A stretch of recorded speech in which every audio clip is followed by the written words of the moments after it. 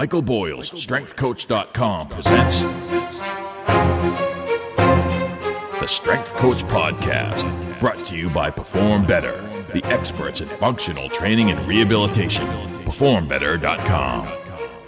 All right, hey everybody, welcome to another special episode of the Strength Coach Podcast. We do this every month, although last month instead of having Vince Gabriele on, we had some of his coaching clients, and got so much great feedback from that episode. If you haven't listened to it, check it out. But Vince is the founder of Gabriele Fitness Performance and the author of the big book of marketing. Gym owners across the country call him Uncle Vinny. Vince, how you doing, bud? Yeah, I'm doing great. It's funny. It was like it was like the end of September, and I was like, "That's son of a bitch, Anthony. He didn't call me to schedule the episode." And I was like, "What the hell's going on?" It's like something going on with him. Is he all right? And then all of a sudden I look at my phone, and it's the release of the podcast that you recorded with the other guys. I was like, "Oh yeah, we delegated that." So it's a good lesson in delegation. Sometimes you have to forget about stuff, and you guys did a great job. It was a really good episode. I really enjoyed it. I tell you, Vince, and I'm not saying this just because, I love some of the guys and obviously my relationship with you, but wow, those guys, all four of them, first of all five of them, because we had Joe and Dan on from Varsity House, but they all could just, honestly, I know you're probably up for this, but over the next 6 months, we got to get some different guys on, because you have some, and you have some amazing people, number one. But the funny thing is, this is what I heard from TJ a long time ago. Is what I've obviously heard from Tony and Dan and Joe. Look, the bottom line is, it's not only about Vince, it's about the group. And they were saying Vince has just done an amazing job facilitating this group. And I honestly, after each episode, I was like, we could do a whole episode with you. And I know you have them speak a lot of times at some of the masterminds. So we got to figure out something to get some of the guys on, because you have some really amazing people in your program. Thanks, man. No, I appreciate it. Yeah, they're all good people, and there's a lot more too. Like those guys are up for the Member of the Year award, those three. Yeah. So they've had really good years. They're coming off really good years, but I mean, I could have put 10 more into it, just as good. And some of them are a guy like Devin Gage. You got to get Devin Gage on the show. But opening up like 5 gyms in the last year, so some of these guys are really taking it, to a whole nother level. And it's fun for me to watch. It's really cool and some of them started with as independent trainers. They're building these monster businesses, and when I knew them back in 2010, they were training at LA Fitness, trying to start a business. It's really so it's really fun to watch. Yeah, very cool. And another thing, a common thing with a lot of them they were athletes like you are, and your story, well documented here about just being a football player and kind of getting into the training, and a lot of gym owners are like that. And I think that's why I'm excited for today, because we haven't really talked about athletes at all. Yeah. And we're going to talk about marketing for athletes and the program that you use. And that's actually, you just did it at your gym. Another good thing about what's happening in Vince's program is Vince is still has a gym, and he's still testing these methods on it. So talk to us about what we're going to talk about today, marketing for athletes. Yeah, I'm doing a talk on this as we record this on a Tuesday. I'm doing a talk on Thursday to a bunch of gym owners all around the country that are interested in athlete marketing, just getting more athletes in their businesses. And I think there's a lot of guys that do a really good job of training athletes and getting athletes fast and jacked and all of that stuff. But none of them are. I can't say none of them. Most of them are not really good at finding out how to get them right. And so that's what it's going to be about. And what prompted it was I got a text from the guy that runs my program is called Grit, which I'll talk about. And I got a text. His name's Mike. And I got a text from Mike on Monday. And he was like, dude, we sold 31 spots in the winter program this morning. And I guess Wow. what he was doing was what we do is we do like a scarcity play where we don't put the link live, and we promote the program hard of when people can register. And then we make the link live at like 8 o'clock on Monday morning, and it was October 16th. So as I'm recording this, what is it? The 23rd? 23rd. Yeah. 23rd. But he called me, he texted me, and he's just like, dude, I woke up this morning and there was like, I think the actual number we charge, I think it's around $800 a person.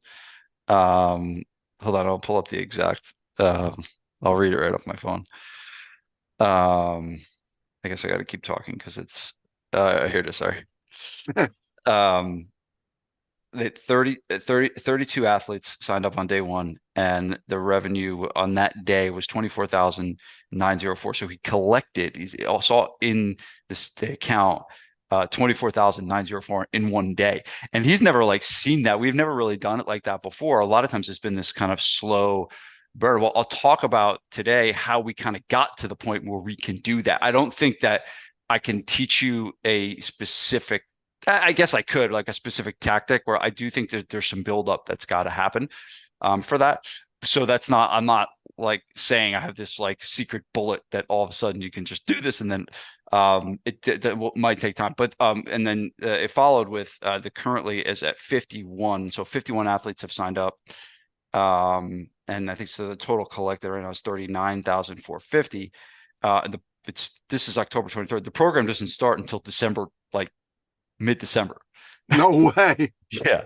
So it's like, this is all like people like getting, so we've built up a story, right? And that's kind of, I want to get to that a little bit today, right? But that's what prompted me to do this talk, and kind of what prompted me to do it on here, because, I forget who said this, but it's like, sometimes like what you really got to do is just find out what's working for you, and then just go teach it and make it simple and easy for people to understand.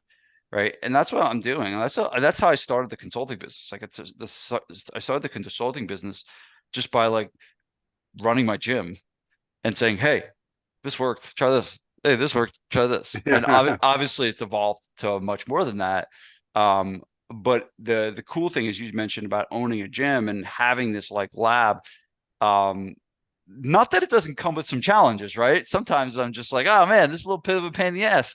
But the reality is, I think that the pros outweigh the cons of having this like lab where I can like test things and try things and like have data like this to share. And the best part is that I not only have my gym, but now I have 100 gyms. We now have we have cracked the 100 mark in SPF Mastermind. So we have 100 gyms in SPF, but there's 100 gyms implementing the stuff that we're teaching. So now we have the ability to get data from them as well. So you got my gym and all that. So that's where a lot of this comes from. So it doesn't just come from me. This is a cool idea. Yeah. Right. It comes from like, this happened. Here's why. So here's the backstory. Okay. COVID, right? Everyone's like trying to stay alive, right? And I had the fortunate job of keeping my own gym alive and 50 other gyms at the time. I think it was like maybe 40. It went down to 30 pretty quick. Right. But so I had a dual job of doing that. And, when you're under that kind of pressure and duress, and there's staff flying around, you don't know who's coming in, who's coming out, who's at home, who's not. It was just a mess. And we did a good job of stabilizing the adult program, where we got people to move to Zoom and online and stuff like that. And we totally failed at doing it for athletes. Now, there's probably some people listening to this say, no, I crushed it with athletes. I did well with athletes. That's fine. We couldn't, we weren't able to do it. We totally failed. And I was just like, had this decision to make. And the guy that was running the program, he was like trying to keep it alive, and he's doing leading workouts on Facebook Live and Zoom. I was like, this is just awful. This ain't working. And I made a tough decision. To just say, we're not doing athletes anymore. We're done. Like, it's over. That ship has sailed. We're not doing it. And the guy that ran the program ended up leaving because he really wanted to work with athletes. And I was just like, I just didn't want to put the energy into it. And so we put it to bed. And that was a hard decision because I started with athletes, man. I mean, we talked, it's funny, you know, that I used to work for Durkin, who I actually randomly talked to last night on the phone. Oh, wow. Yeah, it's funny, but we don't talk often, but it was just, we happened to just talk last night. But that's how I started. I started training athletes at a gym called Fitness Quest 10, and I was training, and I started the gym training athletes. Like that's what I did. Like it's in my bones, like working with athletes and sports and all of that. And so it was a really, really hard decision to kind of shut it down and just be like, I'm not doing it anymore. And probably, I don't know how much, I think it was like 6 months went by, and I was at a local diner, and some kid comes up to me, and he had this like kind of deep voice, and he's like, "Excuse me, Mr. Gabriel." And I looked up, and I didn't recognize who it was. It was like this kid. He was like 25 years old. He looked like he was in pretty fit and good shape. And he he um, he shook my hand, and he was just like, "Hey, I just want to let you know, um, when I did your program as a middle school athlete, it completely changed my life." And now, like, and he told me all the things he had going on, and like this kid was a chubby, shy little kid that tripped over his feet. I had to talk to his mom like after every class. You know that kid where you got to talk to the mom after every class. How did he do today? It was, did he do okay? Did he do okay? Did he cry today? Like this is like this kid was that kid. Worse Right? than bounce back Vinny? Yeah, worse than back on Vinny, right? So but and it was like when he told me what his name was, I almost didn't believe him. Wow. Right. I almost didn't believe him. Right. But no, he did start that way, but through the program, he made progress and he committed. He was one of the few kids that came 3 days a week. Most kids do 2 days a week, right? He was one of the few kids that came 3 days a week, and he came for about 4 or 5 years in the program, and he did really, really, really well. I did not think that it was going to last. Like a lot of times you just like kids come in, they work out. Like I did not, and I was like shocked to see what this kid had become, and for him to link us, giving us the credit. I wouldn't say all the credit, but like obviously he thought enough to come up to me and thank me. So I was thinking to myself, and I was like, I got young kids. Like I want my kids to get that benefit. Obviously, they're going to get it in my home, right? Um, but I want them to be able to go to a program like that. And I want the kids in this community to do it. So I was like, what can I do differently? How do we do it? Where when we originally did it, it was very focused around athlete performance, right? It was very focused around speed. It was very focused around strength. And, it was, the get a scholarship to college and that kind of stuff. And I was just like, yeah, I was like, that's all fine and good, but I don't really care about that stuff anymore. I used to, I don't care. Like I care about helping kids become better kids, helping kids become more confident, helping kids become stronger, and using sports performance as the vehicle to do that. So there was, and I don't know how it came to me, but I think I had read the book Grit by Angela Duckworth around that time. I don't know how much time, but um, I started like doing, and I just loved the name Grit. And I went and looked at the trademarks, and I was like, it wasn't trademarked at all. So I trademarked it right away. So I own the name Grit Athlete Performance, right? And called it that. So I was like, kind of had this relaunch. So this is the first kind of lesson here that I want to teach as you're listening to this, is that it's very hard to put up a sign that says, this is Anthony's gym. We do athletes. We train kids. We train adults. We do kettlebells. We do this stuff. It's like, it's just like you're like the Chinese restaurant that also serves pizza, and you know, whatever. Mexican food. Mexican food. Thank you. All right. Thanks for the save there, Ant. Right. But so the brand was just different. It was a different name. There's a different color scheme. There was a whole different thing. It was very, very different than what we had going on. So I put a lot of time into thinking about this and thinking about what I wanted to be like and what the feel was going to be like of the program. And I think that that's like, if you're going to, now you don't have to do it like this, but the way I'm telling you to do it will be much more successful because I've done it both ways. And when you do it the way where I'm teaching, where it's like this is a separate thing and there's a very clear, distinct brand, there's a very clear market, and it's a standalone thing, it will be more successful.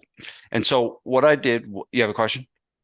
Yeah, I don't know if it's appropriate time, but like, remember we were talking earlier about I came to you in 2012, your first gym, did Strength Coach TV, and then when I came in 2018, the second time I did it, different location, and you kind of had a separate room, and you kind of were going away from athletes then. I thought in 2018 because you were struggling with this idea of that you can't be everything to everybody. Yeah. Even back then, weren't you? Wasn't that the case? And so you've been kind of struggling with that for a little bit longer than just COVID, right? Yeah, yeah, and COVID was pretty much what exposed something that was already weak, and that's actually a good point. It's actually the perfect time. It's almost like you're right. It wasn't COVID. It's the same reason why COVID didn't cause people to go out of business. COVID just made the inevitable happen a lot faster, right? And so the program is going down the drain because it was this second thing that we barely thought about. I didn't have the right person in charge. There wasn't an identity around the program. It was just this thing that we did. And I would walk by and the shame on me. I would walk by and I would see like what was happening in the gym. And it wasn't like kids were getting hurt or anything like that, but it's just like high level babysitting. And I would walk by and I had almost so many things going on and I just ignored it. And that was a mistake on my part. Right. I should have, if you're going to put something out, you put it out the right way and you don't watch something happen in your gym that you don't like or you don't agree with. You take action. And I didn't do that. And that was the big problem. And I think a lot of people struggle with this balance between athletes and adults. Right. I can't do both. And here's the deal. You can do both. You can do both. You can be successful at both. But there's some very distinct things that need to be in place for it to thrive. Now, this is not the only way to do it. There are other people that, do it a different way. I'm only sharing with you a way that I failed and a way that I've succeeded, right? And the way that I succeed is one, the most important thing, and this is kind of the next piece of the story. The most important thing is that you have someone in charge. If no one is in charge, the thing will probably fail.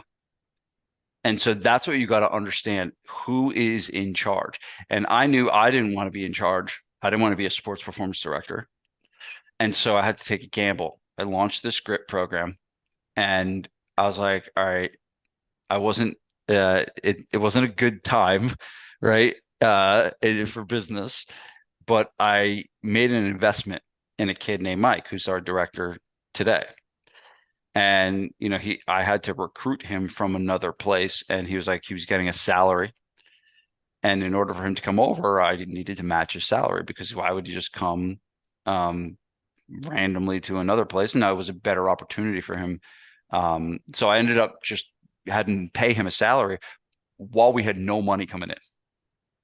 Right. So the program is dead. The program didn't exist. And I had to be like, make this investment in this guy because I needed someone to get a thing going and get the thing launched. And so I was paying him, whatever, $5,000 a month for nothing with no money and digging into my money to pay him for that, hoping that this would lead down the path. So, but now obviously I picked the right person because it's thriving and he's doing phenomenal. But that's one of the biggest things I see is no one puts someone in charge. Someone's got to be in charge of the program. Someone's got to be the face of the program. Someone's got to control the marketing, some of the lead flow, talk to the parents. Someone's got to do that. You can't just have a coach in there that's randomly training athletes and think it's going to be successful. You can make some money doing that, but it's probably not going to be a successful venture.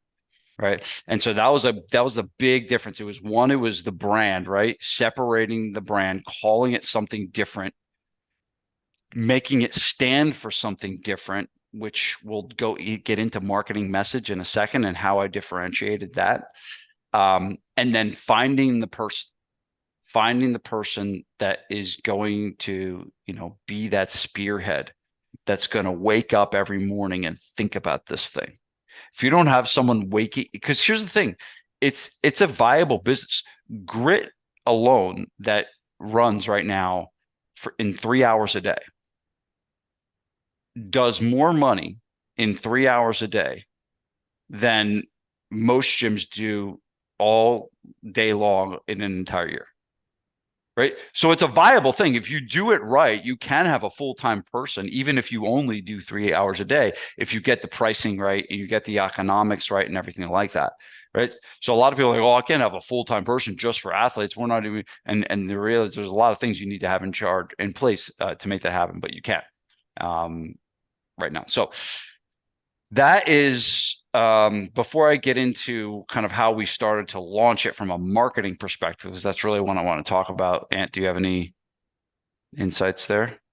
Well, I do want to ask. I just needed a break from talking. There you So go. I'll give you a chance, and then when I'm ready to talk again, I'll let you know. I appreciate that. The one thing that's kind of, always we're gonna have doubts in our mind. Well, there's always the doubt question, right? First, and obviously I've been to your place, and when you had that one area separated off for group fitness, perfect opportunity there. It was even had a separate door. People can picture like a big box gym, like the group fitness class, but even bigger, with turf. Can people do this, Vince, or with for example, Boyle once said, I don't want to work with, 8 to 10-year-olds because then I become this babysitting. It looks like to the adults, it looks like I'm babysitting. So with the athletes, sometimes there's this, you got these kids, they're coming in, they're loud. Can they work together in one gym, or do we need to have a separate area like you have? I don't think you have to. Honestly, there's usually not that much overlap if you really think about it, right? Because when are you training athletes? You're training athletes from 3 o'clock to 6 o'clock. Yeah. Yeah, maybe you have one night class or something like that. So even if you do have overlap, it's really 1 hour of the day, right? So there's not that much. It's not like these kids are going to be coming, when your 6 a.m. sessions, like they're not coming at those times. They're coming at typically different times. So yes, there is probably some overlap, but there's not a lot. And we always would tell our people like, hey, I'm going to let you know, if you're training at 5:30 p.m. with us, there's going to be a bunch of kids running around. I just want to let you know, if you don't like that, just go to a different time. Like, so we kind of pre-warn them. And we still do both. Like, we use both sides of the gym. We'll use the turf area, and then we'll bring them into the gym to lift and stuff. And there's sometimes where there's 2 sessions going on. We have a little bit of a luxury of having a decent sized space. But I would think that, let's say someone, wants to do this, right? If you really want to commit to it, you can make a lot of money between 3 o'clock and 5 o'clock. Like a lot. By the way, Cressy, when he first started for a long time, they weren't even open. They just worked it out. They weren't even open till 2. They did like a group workout at 12:30 with the staff, and then they opened it too. He made plenty of money. Yeah, that's what I'm saying. So, so for let's say you do want to, like, if you don't want it to overlap. All right, we'll do your athletes from 3 to 5 and then start your adults from 5 to 7, right? Mm-hmm. Or you do have some overlap. But yeah, I don't think it's that big of a deal. Cool.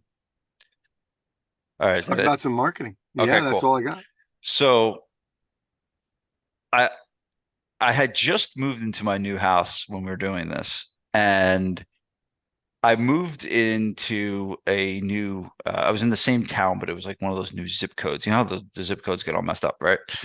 And where I moved to, the mail, got delivered in our mailbox, and there was a newspaper that would come that was delivered in the mailbox. So, usually newspapers go in at the end of the street. This one was like a very, very small newspaper that came inside the mailbox. So I went and got the mail, and all of a sudden I looked at the newspaper. I was like, this is interesting. Like, it came right to the mailbox, and it's like old school newspaper. Like, I haven't seen one of these in a really long time. And I start like looking at this newspaper, and it's this local rag with like community news and like just like all hokey stuff. Like, oh, the Rubber Ducky Festival, the 17th annual Rubber Ducky Festival, like was this, like stuff like that, right? And I was just like, dude, this is nuts. Like, these people still do this stuff. And so I was like, I don't know, I got curious, and I took a picture of it and I posted in our private Facebook group for our members. And I asked my clients, I was like, who reads this newspaper? And they were like, we do. I do. Cover to cover, every month, every week, or it's a monthly newspaper, every month. And look, comments poured. And I was just like, what? I was like, seriously? Like, you guys read this thing? And I was just like, all right. And I think at the time I was doing a lot of like, like old school marketing, like reading about, because I just love that stuff, like with Gary Halbert. And Gary Halbert was really good with newspaper and headlines and stuff. So I was like, all right, I'll try it. Right. And I just tried it. And I actually have my first article right here. It's in this is my big book of marketing that you always talk about, right? Yes. I have all my newspaper ads in the book. Oh, very cool. Yeah, so there's a lot of them, right? So here was my first headline. You're gonna like this, Ant. My first headline, this is so fun. My first headline of the newspaper was "Local gym gets crushed by pandemic." Right? No way. Yeah, and so that's what I wanted. What do you want? So the headline is, Yeah. What do people want to read about? Why are tabloids so powerful? Because people want to read about drama, gossip, Yeah. people getting, Arnold Schwarzenegger gaining 20 pounds. Like that's what they want to read about. All the bad stuff, train Yeah, wrecks. all the bullshit. Like that's what they want to read about. So I wanted to start with a headline that showed, oh my God, a local gym got crushed by the pandemic.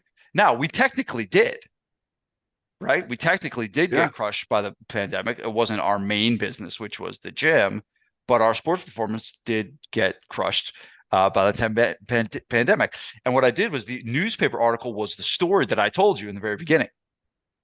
So that's what I say. So most people, when they do an ad, they're like, "Oh, like, come train with us at Grit," blah, blah, blah, and like that kind of stuff. I just wrote an article. I wrote a story, right?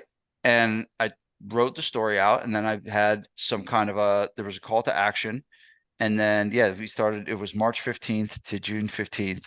And like old school, this was before we were using QR codes. We just gave a gritathletes.com or call the phone number. Like that's like what we did. And I'm telling you, this thing was like freaking wildfire. I couldn't believe how many people responded to this newspaper ad. It was almost like bonkers to me. I was just like, is this really actually happening? So I was like, all right, something is here. Now, the first lesson of marketing is this: go where the fish are. So you think newspapers are dead. And please don't get, I am not trying to tell everyone on this podcast to go do newspapers. That is not my point. That is not my point. Because it's very well that you do not have a newspaper in your community that a lot of people read. It's very possible. You have to test it. So this is not a lesson in newspaper ads. This is a lesson in understanding where your target market is and understanding who your target market is. That is the foundation of marketing, is who is going to buy the thing. And that's we don't talk about it enough, and people don't go deep on it enough. That's like, who's going to buy this thing? That's the most important part. Who's going to buy it? Who's going to buy it? Who's going to buy it? Right. And so that was in my mind. And that was the first lesson in marketing. Was I looked at that newspaper and I was just like, I asked the potential people that would buy this, because my clients have kids, right? Do they read it? And since they read it, I tried it. And that's the lesson. The lesson is start to think about your market and start to think about what social platforms are they going to? Are they on Facebook? Are they on Instagram? Are they on TikTok? Like, they're all good. As long as your people are there, they're all good. So that's really the big thing. Yeah. Vince, I totally agree. And I think so many people spend so much time on the avatar. Great. I think it's important too, and knowing your demographic, but can you reach that demographic? So what platforms are they like? So for me, with golfers, I focus so much on some of the little golf magazines, easy information, but Golf Pros, right? How do I get in front of those people? You get to the Golf Pros, but it's such a great point. I'm glad you brought it up. So my second article, I played on this drama component, right? And so I have my second article here. And my second article, the headline was, I'll show you this one. Did you ever meet my friend Roman Oben, who played for the Giants? No. You never met Roman? Okay, he's a good buddy of mine. But my second one, I'm gonna put that up there, was celebrity trainer. I call myself a celebrity trainer. Celebrity trainer shuts down his athlete training business. Oh. Right. So that was the headline, right? And I used a picture of myself with my buddy Roman, who played for the Bucks. He won a Super Bowl with the Bucks and Giants, and he's a good, very good friend of mine. And I used to train him when he was with the Chargers, right? And I have trained LaDainian Tomlinson before, right? And I have, I've trained many pro athletes. So technically, I was a trainer to celebrities, right? So technically, I am a celebrity trainer. Just was about 2 decades ago. But trainers who have trained less than that call themselves celebrity trainers. So don't worry about it. Right. So, and then same kind of thing. So I told the story, and I kind of just reiterated the story. I really just did an intro of like my celebrity status of training NFL superstars and some of them Hall of Famers. And then I went into a very, very similar launch to that. So I was like, all right, we're getting traction here. All right. And then, so I'm staying on this newspaper thing, but I want to stay on the newspaper thing because it teaches lessons in this. And one of the things what was started to happen was with the newspaper ads were starting to work really well. And what we were finding was we were getting to a point where we were almost full, right? And we were, and this is obviously mostly from the newspapers, right? And we started to use that we were full to pour gasoline on the fire. And I think that is one of the most important lessons in marketing to know is it's called scarcity, which I've talked about that, right, on this podcast before, right? But scarcity obviously is like there used to be a gluten-free bakery next door to the gym, right? And they had gluten-free bagels and they were phenomenal. Like they made 300 every morning. When they were out, they were out. They packed their shit and they went home. They ain't making any more bagels. They're going home. They made 300 and then they're done. And sometimes at 8 o'clock, they were done. At 8:01, you walked in, you want a bagel, you ain't getting one. And they created a demand and they charged a lot of money for them. And there was always a line and right. And so they used that power of scarcity. I use scarcity in my, I don't really even use it. It just kind of happens, but I have a cap on my CEO mastermind. We do boardroom roundtable. So the SPF is the larger group mastermind. The CEO is groups of 12, right? I can't have more than 12. The way I structure it, I just like it just, I guess I could, but I don't want 12 is good. It's a good number. We have 11 in one group and 12 in the other. It is going to be the easiest thing in the world to do to sell that last spot. Because we have our mastermind coming up in November.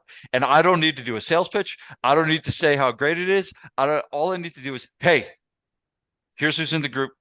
We got one spot left. Who wants it? And I'll fill the spot.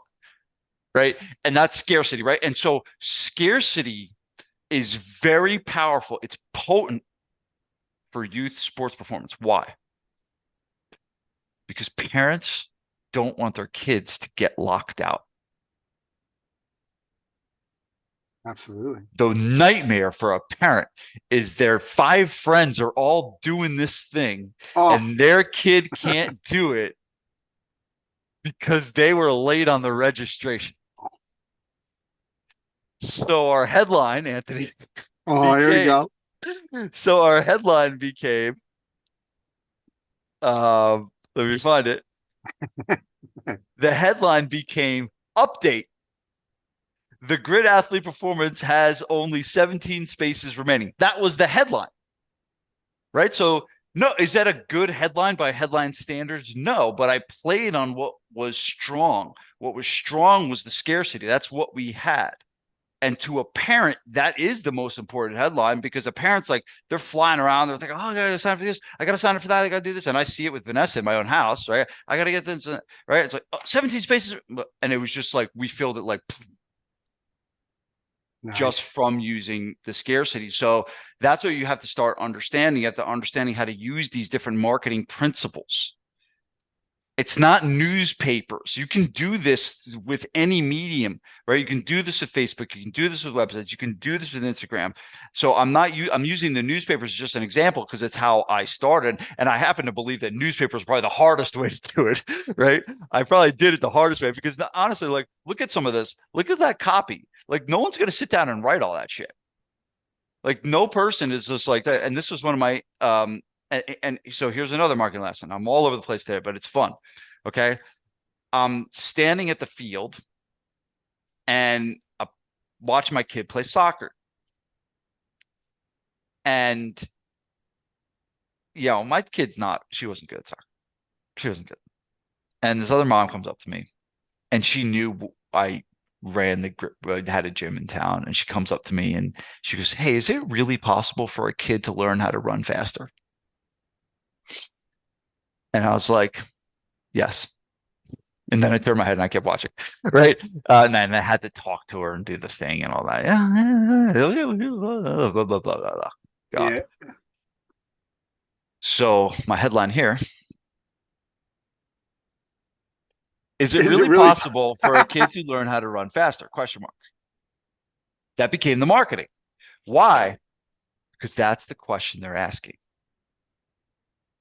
So you have to understand, what are the questions that they're asking? What are the problems that they're trying to solve? What is going on? I think every marketer said this: enter the conversation already going in their mind. That is what's going on in their mind. Can my kid learn how to run faster? Well, boom, all of a sudden there it is. And I guarantee you that there are more parents that have that question than just this mom. Right? Yeah. And I so thought she was asking you to say, "Can you get your daughter in the program?" Yeah, right. I should have said no. Haven't you seen my daughter? No. But I'm trying to teach marketing, like, as I'm doing this, and we're saying like what we do for Grit and how we market the athletes. So, but that's the big thing is to understand what they're thinking about. What are the things that are capturing their attention? Scarcity captures their attention because they don't want their kid to lock out. Pay attention to the questions that your clients ask you. Why do you think it's so powerful? It boggles my mind how people don't have a good website. Athletes, adults aside, fitness aside, it boggles my mind that people don't invest in a good website. Like, it is bonkers. And to believe the hogwash that websites are dead. Dude, come on. Where does someone go on a local level? And this is where people get crazy. They're like, they think everything go through a funnel and through a landing page. No, where does a person locally go when they want to find something? They go to freaking Google. Yep. They Google it. They don't go to Facebook. No one goes to Facebook to find shit. You are hunting them on Facebook. So why people don't have a really, really good website. And that was one of the foundations of this whole Grit program, is we built a very, very, really good website for this program that was very simple, but it was very effective. And here's how I know it works. You know how I know it works, Anthony? Because it worked with newspapers.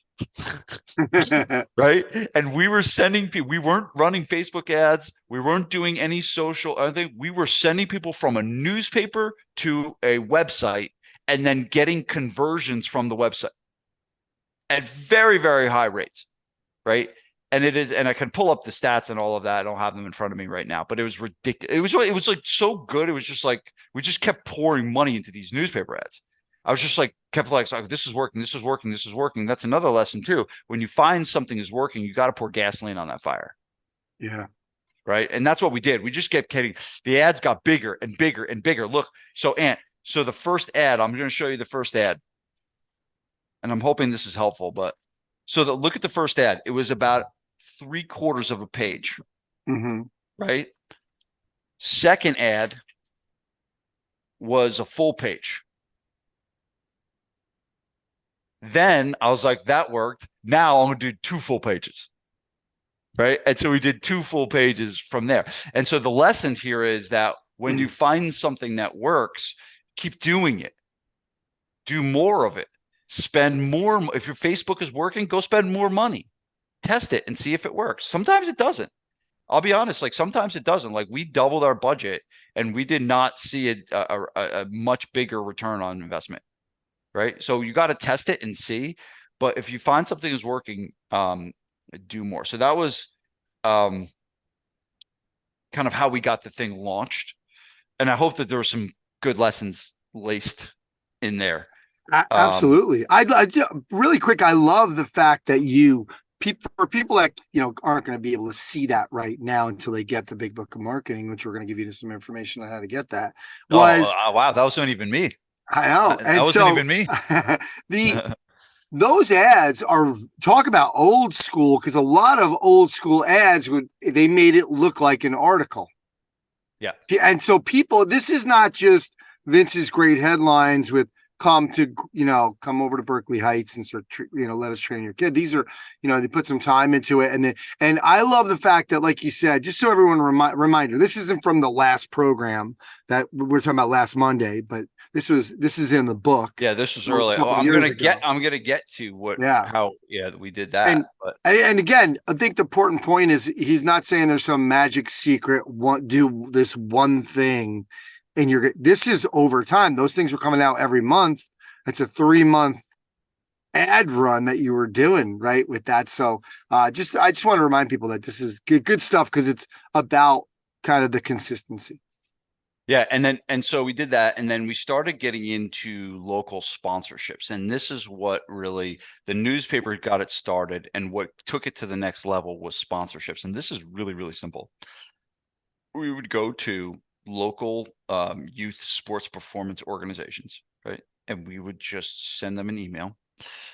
And we would try to seek out their sponsorships first. So a lot of times they have their sponsor like levels listed. It can be like a gold, a platinum. And what we would do is we would take their top level. If it wasn't crazy, like if it was $25,000, we wouldn't do it. But a lot of times the top level is like $600, right? Yeah. And this was like the top level in this one, the example that I'm using, and this is the amount. I'll tell you what the amount of the check we write. But I found the top level was 600. And that was for the platinum sponsorship. And I would go to them and says, I saw that your platinum sponsorship. And I would just say, I don't really want a banner or my name on the shirt or anything like that. But all I would like to do is I'd like to actually double your top tier sponsorship and give you $1,200. So every year I write $1,200 checks to these organizations for an entire year of marketing. Right. And what I tell them to do is like, I want to sponsor your program for an entire year. And I'm going to pay you $1,200 to sponsor the program for the entire year. And all I ask is that you send 3 emails each quarter for us, 12 emails a year to promote one of our programs. And that's all I'd ask for. And we created a whole sponsorship packet and everything like that. And we have outline and stuff like that. There's graphics to it. But that was it. And then we just started getting more of these sponsorships. So every quarter, there would be emails that would go, and guess where the emails would go, Ant? Right to the website. Yeah. Right to the website. It all went through the website, right to the website.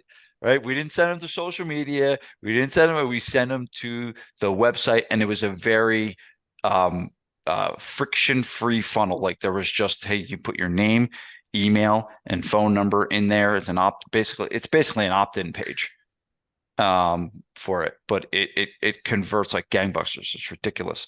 And that one of my mentors, Dean Jackson, said landing pages should either be really, really long or really, really short.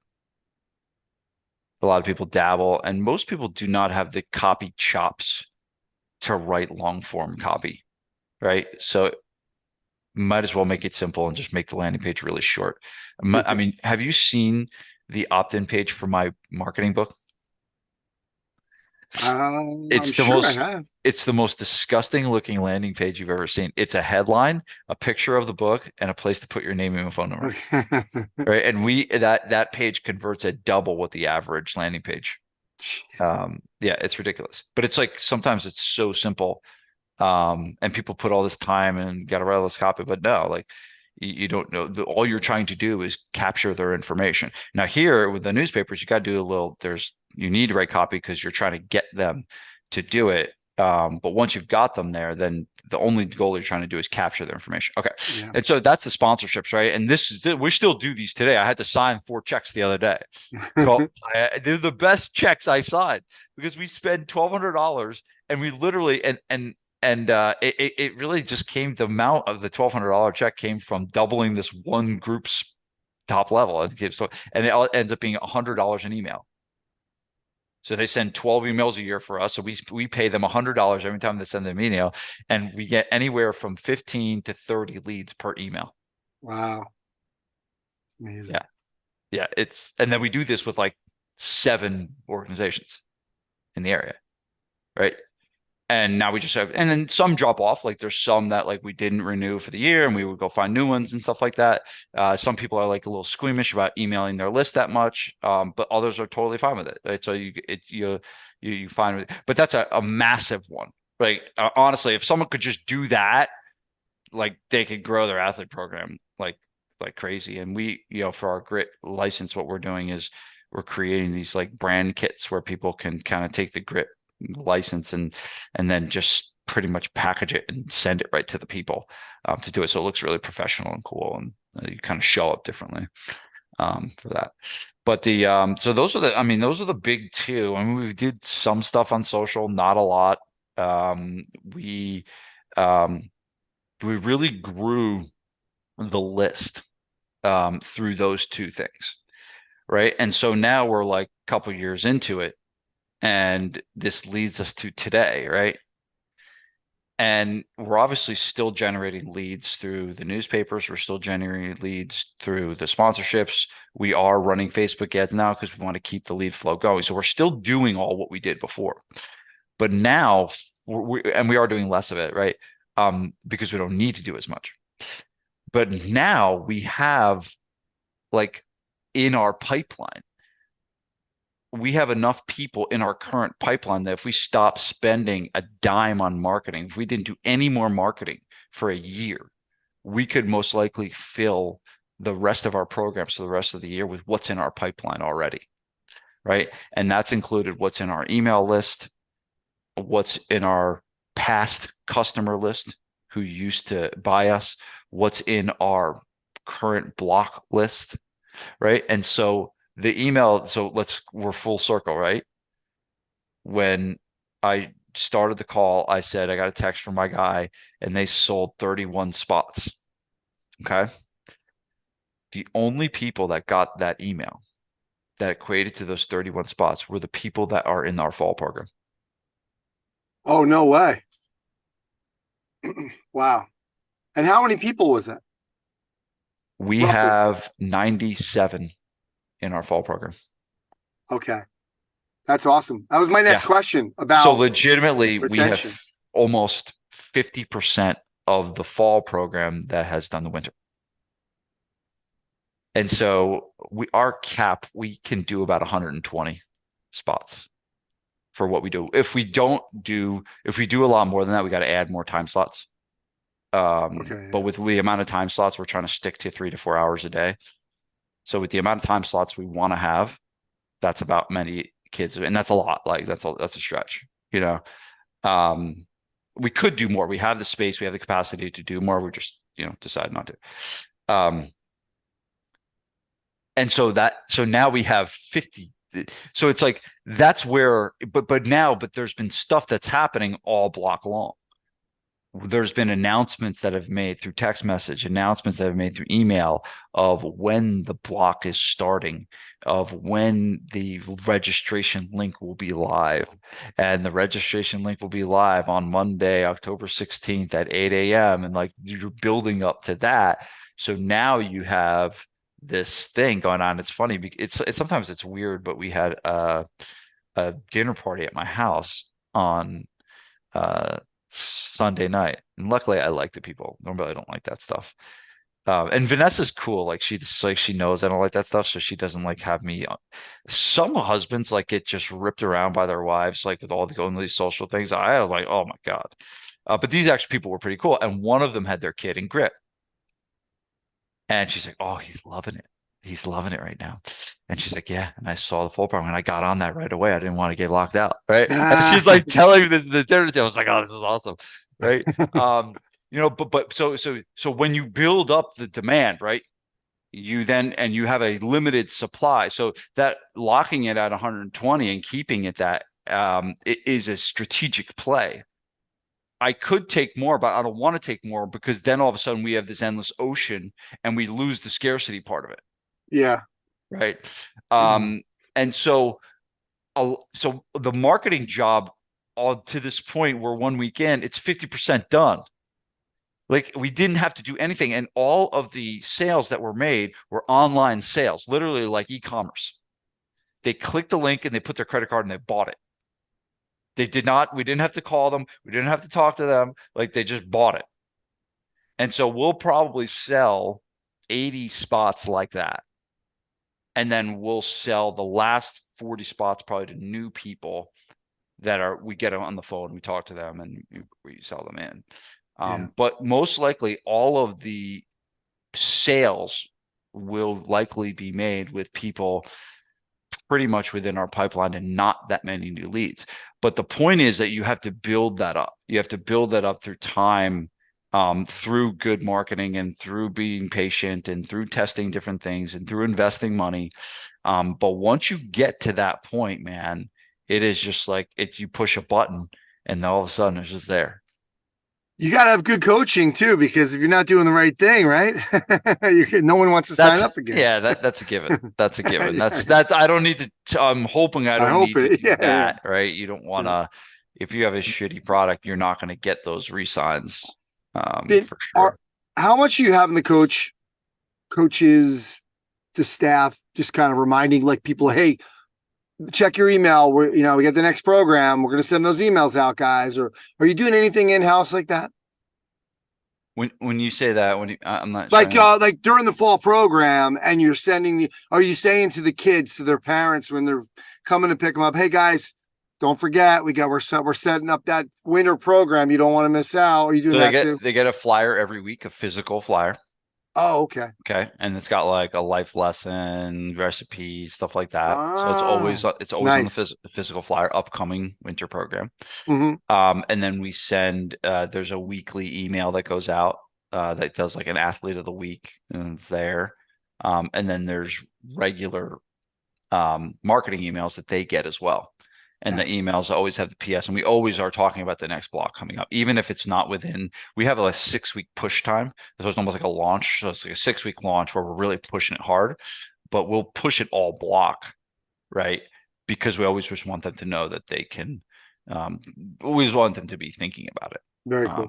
From there, and then I've done like a lot of guys do monthly signups, and I did the monthly sign up. And I know some guys that are doing really well with a monthly sign up. We do the block system. I like the block system because I like the marketing push of it. I like the 6 weeks and having the challenge of filling the program and doing all that. I also think it's just kind of, that's how they run their lives. They run their lives in seasons, right? Not month to month. So it's a little harder. Like, I mean, certain things like my Joey's jiu-jitsu thing is month to month. But I want Joey to never stop jiu-jitsu, and I think there's some kids that do great year round. There's some kids that do it year round. And they just re-sign up for the block. So I'm not saying it's wrong. That's just how we do it. I'm not saying it's wrong to do month to month. I've done both. I just like it. I prefer it better. Because you end up getting into like, oh, he can't come this month, and like I don't like stopping. Like it got like logistically, it got a little weird. Yeah. Okay. Yep. Good stuff. Is this what you're talking about on Thursday? Yeah. Is that a webinar or is that an actual lecture? It's like a master class. I do one call a month for their New Client Academy group. And so I'll do that, but I open it up to the email. If someone wants the recording of it, they can just send an email to hello@vincegabriel.com and then just put actually if you're going to email, just tell them what you want, so I don't have to just tell them what you want to watch the recording. Hello at Um, vincegabriel.com. yeah, hello at vincegabriel.com. And yeah, we'll get in the recording and stuff. Cool. And then we'll put a link to the big book. Since you gave me permission to talk about it, but this is it is, I think, 500 and it's like 557 pages, I think. But this is all the marketing that I've done not all of it, right? Like, that wouldn't fit, right? But like it has all the newspaper ads that I used. It has all the adult newspaper ads I've used. It has all the Facebook ads that I use. It has all the emails I've sent. I mean, it's like legitimately you could sit here and have this book on your desk and look and get a really good idea from an email. And it would be this is probably of all the books that I've written, the most used. It's almost like a field guide that people keep with them Yeah. on their desk or in their backpack. And I'm gonna be honest with you guys listening to this, and if you watch on video, it ain't cheap. It's probably the most expensive book you've ever bought. But it is, 500 pages, and a lot of it is ready to use marketing stuff that you could, pretty much implement into your business. Cool. So that's the big book. And we'll put the link to the big book, right? That's absolutely. It's very cool. This program, this is awesome. I loved all the ads. I'm gonna go take my big book out. Well, I do. There's one last thing, and what is? well, this is like the whole thing, because this has gone so well, and I've had so many people reach out to me about this program. I'm licensing it, right? And so are currently launching right now a license for Grit. So it's specifically designed for gyms that have an existing business that either are doing adults and they don't have anything going on in the afternoon and they want to bolt on something that can make pretty good money. Or if they're doing sports performance now and it's kind of suck and win, and it's like mine was, where it's not, no one pays attention to it, and they want a specific recipe on how to do it well. So we are launching the Grit license. I'll have more that, coming up on that, but just want to tell everyone that that's because everything has been so successful. We've kind of wrapped it all in a box, and we're now licensing the program. So it's really fun. Very cool. Very cool. It's so interesting. I'm going to get the big book out to look at those ads because I love those. I love those kind of ads, and then the old kind of article. It looks like an article, and just go from. And I love those titles. Awesome. And they work. They work. Awesome. Well, Vince, thanks for doing this, bud, and we will speak to you in a couple weeks. Thanks, Ant.